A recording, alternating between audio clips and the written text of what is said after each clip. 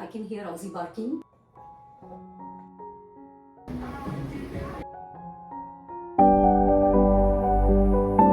कभी कभी लाइफ इतनी बिजी हो जाती है कि जो चीज़ें हमारे लिए अच्छी होती है वही धीरे धीरे हमारी प्रायोरिटी लिस्ट में सबसे नीचे चली जाती है। और पिछले कुछ महीनों में मेरे साथ भी कुछ ऐसा ही हो रहा था।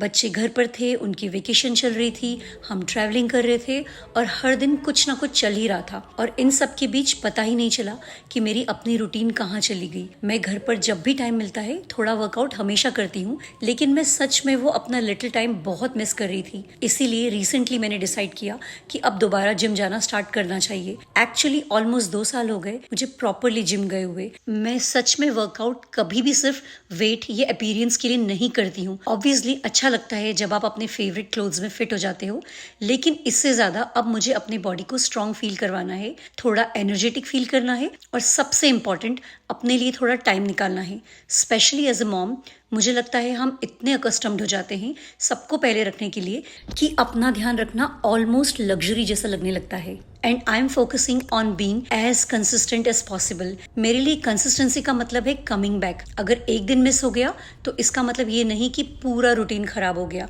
क्योंकि अगला दिन फिर से स्टार्ट करने का एक और चांस है। और मुझे लगता है ये सिर्फ एक्सरसाइज पर अप्लाई नहीं होता। हेल्थ हो, रीडिंग हो, घर को ऑर्गेनाइज करना हो या फैमिली के साथ टाइम स्पेंड करना हो, हमारे लाइफ में बहुत सारी चीजें हैं जिनके लिए हम परफेक्ट रूटीन बनाते हैं। और लाइफ में इतना कुछ चल रहा होता है कि वो रूटीन थोड़ा सा डिस्टर्ब तो हो ही जाती है। हमें अपनी लाइफ को एकदम ओवरनाइट चेंज करने की जरूरत है भी नहीं। छोटी छोटी सी चीजें अगर हम रेगुलरली करते रहें तो वो भी बहुत डिफरेंस क्रिएट करती है।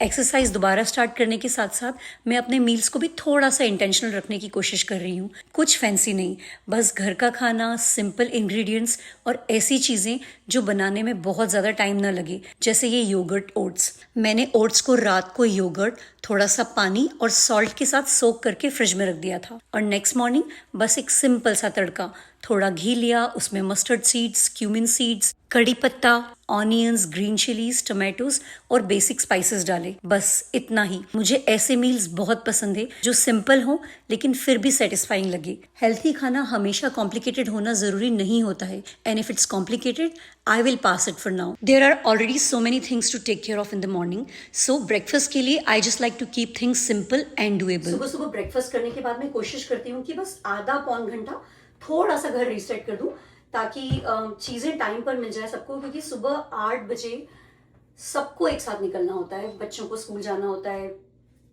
My husband has to leave for his work, तो वो इतना डिफिकल्ट हो जाता है ना। तो आई शो यू, मैं पहले यहाँ पे सॉक्स रखती थी, आई हैव लिटिल क्यूबिकल्स, वो बहुत कन्वीनियंट था, बट देन आई रियलाइज उसमें भी टाइम लग रहा था सबको निकलने में, जल्दी हो रही थी, सब एक साथ रश कर रहे थे। सो आई चेंज देयर प्लेसमेंट। थोड़ा चेंज करते रहते हैं, आई थिंक हम लोग सब ऐसा करते हैं ना, जहां जरूरत होती है हम चीजें एडजस्ट करते रहते हैं। I do not buy new organisers, मैं उसी को रिसाइकिल करती रहती हूँ, रीयूज करती रहती हूँ। Thankfully I have lot of space to put the stuff.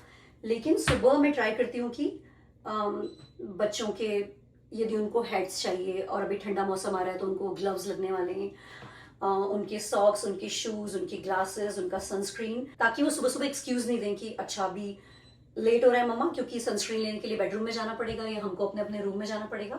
So I just got everything ready for them, ताकि सुबह वो सब कुछ एक ही जगह पे उनको मिल जाए।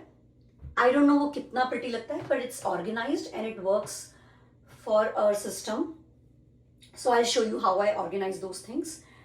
Very basic organization, but that really helps in the morning, especially in the rush hours. Okay, I'll show you how I organize these things. हमको इस घर में आए हुए ऑलमोस्ट 10 ईयर्स हो गए और आई थिंक 7 या 8 साल पहले मैंने डॉलर स्टोर से ये साइन खरीदा था। It says kindness starts here.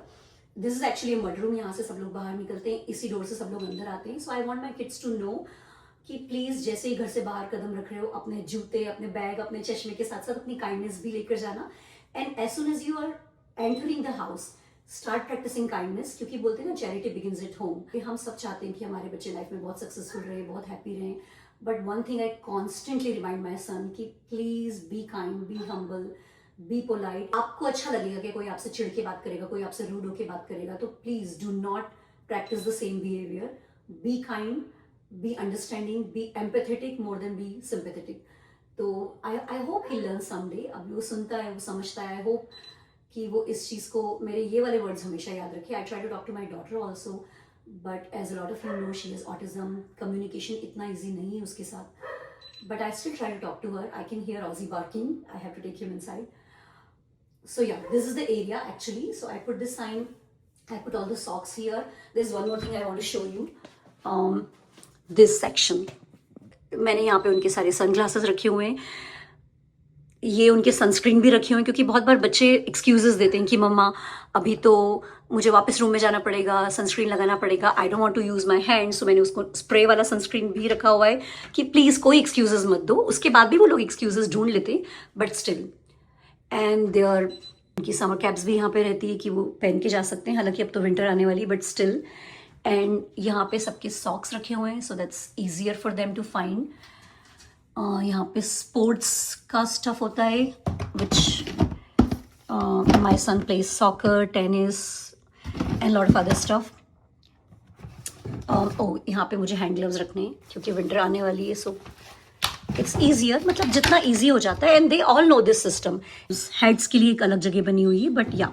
और ऐसा नहीं है कि इस सिस्टम को सिर्फ मैं फॉलो करती हूँ, बच्चे भी सिस्टम को बहुत अच्छे से फॉलो करते हैं. जब वो स्कूल से आते हैं, दे नो उनकी हेड्स कहाँ जाएगी, उनके ग्लासेस कहाँ जाएंगे. उनके सॉक्स तो गंदे होते हैं, लॉन्ड्री में जाते हैं, बट उनको हैंड ग्लव्स और हेड्स कहाँ पे वापस रखनी है, उनके बैग्स कहाँ जाएंगे. और सबका घर बहुत अलग होता है. You really don't have to compare with anyone else.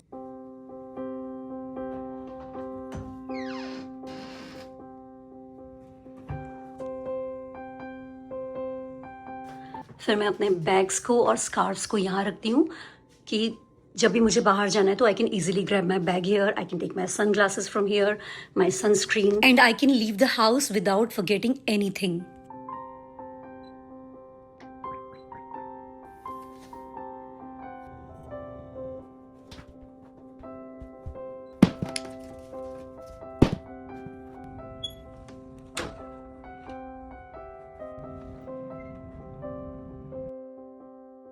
फिर थोड़ी बेसिक क्लीनिंग करने के बाद आई टुक अ क्विक शावर, और उसके बाद मैंने रोस्टेड वेजिटेबल सूप बनाया.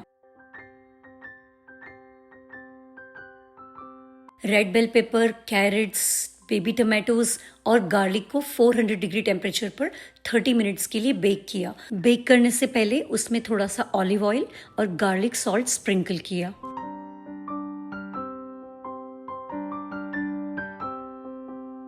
उन सबको अच्छे से ब्लेंड किया और थोड़ा सा ब्लैक पेपर, सॉल्ट, एक पिंच ऑफ शुगर और थोड़ा सा घी डाला. शुगर कम्प्लीटली ऑप्शनल है, पर मुझे रोस्टेड वेजिटेबल के साथ एक टाइनी बिट ऑफ शुगर अच्छी लगती है. मैंने इसे स्ट्रेन नहीं किया क्योंकि हमारे घर में सबको पल्प के साथ सूप अच्छा लगता है, लेकिन अगर आपको स्मूथ सूप पसंद है तो आप इजीली स्ट्रेन कर सकते हैं. सबको सूप बहुत अच्छा लगा. Well, almost everyone. लेकिन सिया ने सिर्फ टेस्ट किया and she decided it was not for her. उसकी और फूड की इक्वेशन थोड़ी सी डिफरेंट है, because she has quite a few food allergies and texture sensitivities.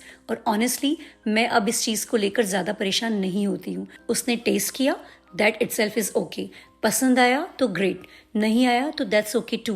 कभी कभी पेरेंट्स होने के कारण हम इतना प्रेशर ले लेते हैं कि बच्चे हर चीज़ खाएं जो हम बनाएं, but sometimes testing something new is already a big step for them. She tried it, she did not like it, we moved on.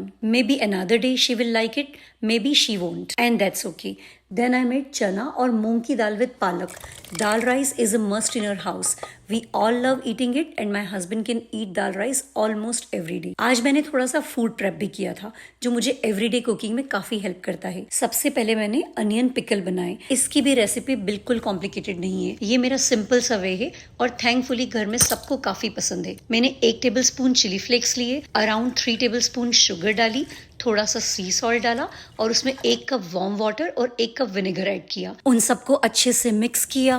फिर मैंने रेड अनियंस को स्लाइस करके एक एयरटाइट कंटेनर में डाला और चिली फ्लेक्स और विनेगर वाले मिक्सचर को भी उस कंटेनर में डाला. I prefer using red onion क्योंकि रेड अनियन की वजह से धीरे धीरे उसका कलर बहुत ब्यूटीफुल हो जाता है. बस इतना सिंपल. ये पिकल्ड ऑनियंस मुझे दाल राइस, खिचड़ी, पुलाव, दाल बाटी और इवन सैंडविचेस में भी बहुत अच्छे लगते हैं. आज मैंने जिंजर पेस्ट भी बना लिया। जिंजर को मैंने अच्छे से वॉश करके पील किया और फिर ग्राइंडर में ग्राइंड कर लिया। जिस पार्ट में मैंने थोड़ा सा सॉल्ट और ऑयल ऐड किया था वो मैं रिकॉर्ड करना भूल गई थी। आइस क्यूब ट्रेज में भी इसे फ्रीज किया जा सकता है, पर मैं इस पेस्ट को एक शीट पर स्प्रेड करके पहले कुछ आवर्स के लिए फ्रीज कर देती हूँ, फिर बाहर निकालकर छोटे छोटे पीसेज में कट कर लेती हूँ और air tight freezer safe container में स्टोर कर देती हूँ। आज थोड़ा काम ज्यादा था इसीलिए मैंने पीसेस थोड़े बड़े बड़े बना लिए। इसी तरह मैं चिली पेस्ट और गार्लिक पेस्ट भी बनाकर फ्रीज कर देती हूँ। जिंजर की पील्स भी मैं थ्रो नहीं करती क्योंकि वो ऑलरेडी वॉश्ड होते हैं। मैं उन्हें भी फ्रीज करके बाद में जिंजर टी या जिंजर लाइम वाटर में यूज कर लेती हूँ। कोशिश यही रहती है कि घर में जो चीजें इजीली यूज हो सकती है वो वेस्ट ना हो। उसके बाद मैंने गार्लिक चिली ऑयल भी बनाया। ये भी हमारे घर का एक स्टेपल है। इसके लिए मैंने अप्रॉक्सीमेटली 1/4 कप चिली फ्लेक्स लिए, उसमें 1 टेबलस्पून पाउडर्ड शुगर डाली और 1 tablespoon light soya sauce add किया। फिर एक पैन में अराउंड 1 कप ऑयल लिया, उसे थोड़ा गर्म होने दिया। उसमें एक बे लीफ, एक सिनेमन स्टिक और एक स्टार एनीज ऐड किया और फिर अराउंड 8 to 10 गार्लिक क्लव्स लिए, उसे फाइनली चॉप्ड किया। मैं गार्लिक को लो फ्लेम पर स्लोली रोस्ट करती हूँ जब तक गार्लिक की रॉ स्मेल चली नहीं जाती और वो नाइसली रोस्टेड हो जाता है। और जब ऑयल थोड़ा ठंडा हो गया तो उसमें चिली फ्लेक्स वाले मिक्सचर को भी ऐड कर दिया। बस गार्लिक चिली ऑयल रेडी। मैं गार्लिक चिली ऑयल को 2-3 तरीकों से बनाती हूँ, but today I decided to make this one.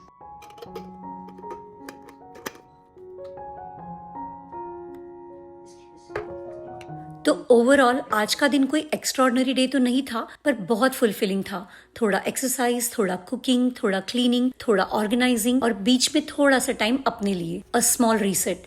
और शायद कभी कभी हमें लाइफ को कम्प्लीटली चेंज करने की जरूरत भी नहीं होती, थोड़ा सा रीसेट चाहिए होता है। एक रिमाइंडर कि हम भी इम्पोर्टेंट है, क्योंकि सबका ख्याल रखते रखते हम कभी कभी भूल जाते हैं कि हम भी उसी फैमिली का एक पार्ट है। तो अगर आप भी किसी रूटीन से बाहर हो गए हैं, एक्सरसाइज हो, रीडिंग हो, हेल्थी ईटिंग हो या कोई भी छोटी सी चीज जो आप अपने लिए करना चाहते थे, don't be too hard on yourself. एक दिन मिस हो गया तो कोई बात नहीं, बस वापस आ जाइए स्लोली, अपने पेस पर, one day at a time, because sometimes a fresh start doesn't have to look big. कभी कभी एक छोटा सा डिसीजन ही इनफ होता है, बस खुद को एक और चांस देने के लिए।